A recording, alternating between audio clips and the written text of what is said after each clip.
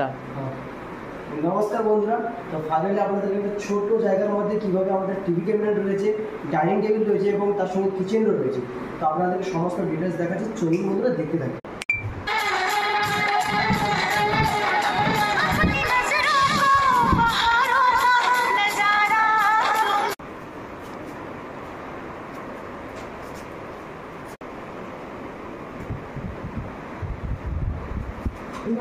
Finally আপনাদেরকে TV cabinet দেখালাম, চলুন এবারে কিচেন দেখাবো।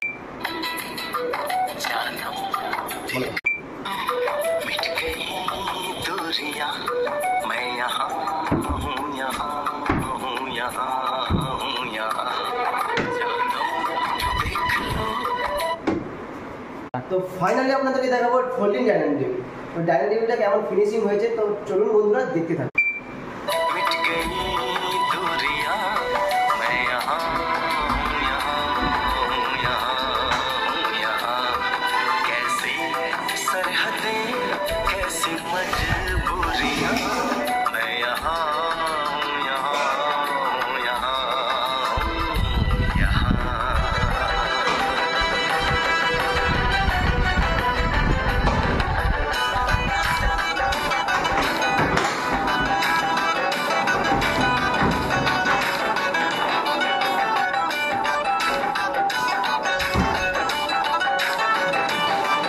সব ডিটেলস দেখালাম।